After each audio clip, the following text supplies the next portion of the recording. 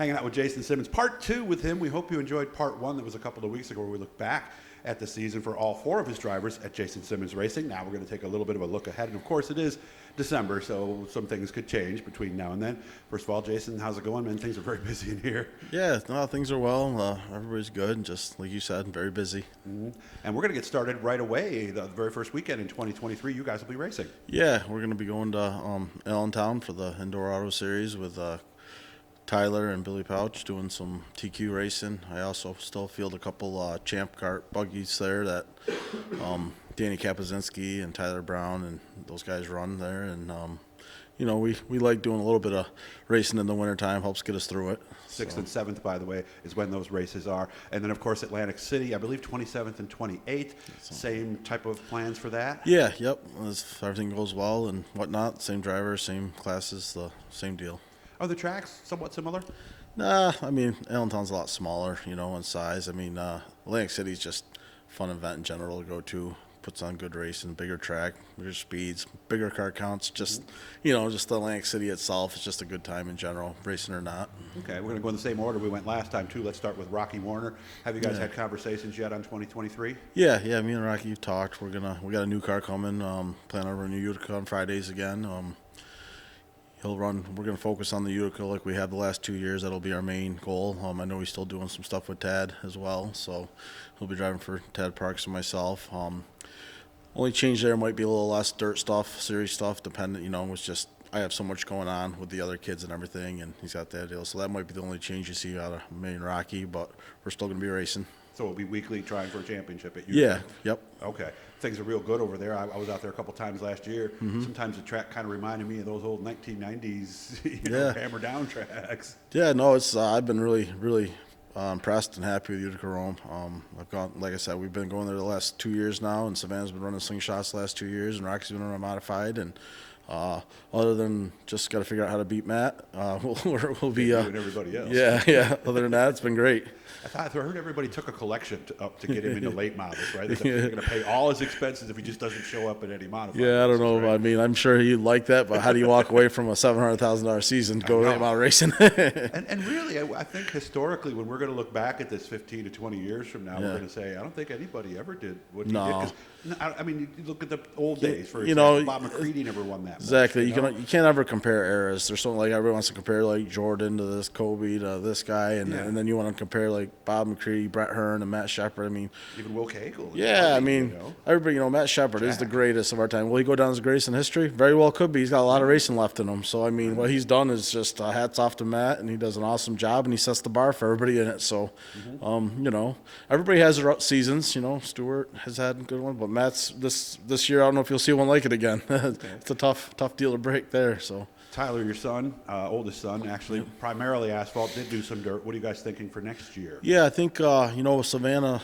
I not to jump the bus a little bit. But no, go ahead. If you want, Savannah moving up to the novice sportsman stuff this year, it just makes more sense and Tyler's been wanting to get back on the dirt. He's been off it for a few years. So have them both at the same track, basically. Yeah, pretty much. Definitely Savannah going to be Utica. I don't know what engine package and stuff we'll be doing with Tyler. We're leaning towards 358 at Fulton, but Fulton's in our backyard, so they'll both be there racing on the dirt, which takes us away from Oswego on Saturdays for the most part. But we still got to finalize everything. But as of now, the plans are to do more dirt racing with Tyler and Savannah. We're still going to run some wing stuff and some non-wing stuff, but nothing full-time as far as asphalt goes. Well, a lot of people are looking at that 5-race series that John Nicotra is putting together and saying, I'm going to run that. Is that what you're thinking? Yeah, definitely. I want to support John in that series, and I want to support super modified racing as much as I can.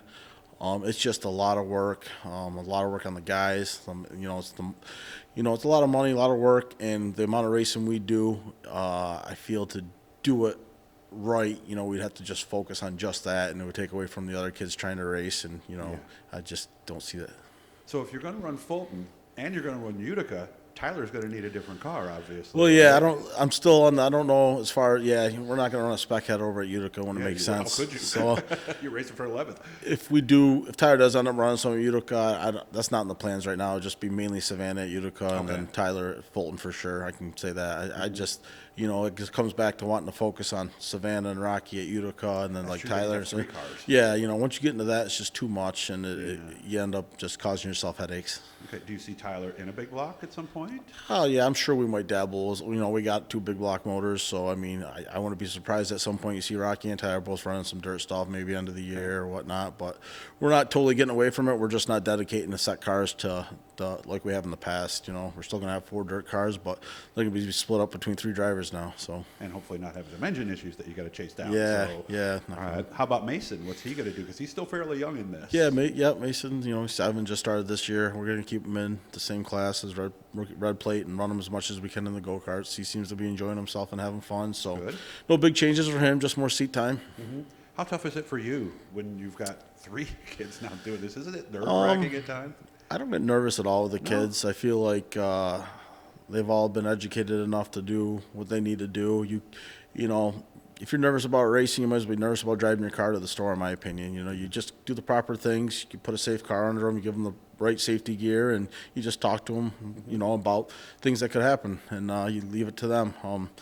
My wife, or Tiffany, on the other hand, well, she'd say different, but Oh, really? yeah, but she's been great with it all. And other than that, I mean, I have good, David O'Connor does a great job on our stuff. Max Rose helps us out a lot too in the shop, and we have, Dub and Mike, they come over with the asphalt stuff. We got guys that pop in and will help out when needed to help this all happen. Rocky kind of handles his own deal with his cars, but as far as getting them ready, but it's a lot of work. It's a lot of people involved, so I don't get nervous. I just, I don't even bother. I show up at the track when I can. I'm, usually never here at the race shop ever anymore. We're just so busy, and I just got to keep making the funds to keep this going.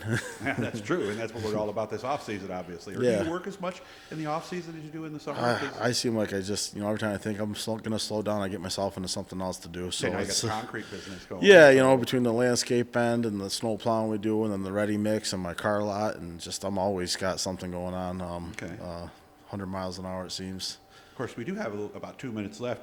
I can't believe it's 2 months since Super Dirt Week. You guys were flying, but I think from your end, because basically, what would he call you? Like almost a properties manager or something there? Yeah, something I like think that? every year since they've come in, I've got a good relationship with Jeff Hockman and Brian Carter and everybody around the facility. John Teresi, all those Oh, yeah, guys. Johnny, especially, and the Swiggle Speedway himself. So, we all work very well together and coordinate. So, yeah, we always, get things done. We'd like to get more done, and, over time, as it's at Oswego, I think you'll see a lot more things getting done to make this a better process. But this year, I think went very well considering the Didn't years have a lot of past. rain, only had Yeah. one rainy night, really. and Exactly. So, and I It think didn't flood like other years. no, and the racing was good, and it was a good show there. So. Yeah, and the camping area just seems to get bigger. Is that me, or is it getting No, bigger? they never have enough camping, so everybody's trying to put campers wherever you can to satisfy everybody. That was good seeing you up there. I appreciate all your Yeah. help, too. No, Jason no really problem. made it easy for me. That's why I was able to get as much done as I did at Super Dirt Week. We'll let you go. He's got a lot of phone calls to return. And, again, we'll be doing some more stuff. Make sure to get to those indoor races. Like we said, Allentown is the 6th and 7th. And then at Boardwalk Hall down in Atlantic City, that will be the 27th and 28th. IndoorRacing.com is how you can find out more about that. Thanks again, Jason, for Thank you, everything. Doug. Guys, hit the like, subscribe, hit the blue E and subscribe. And we'll be doing some good stuff in 2023.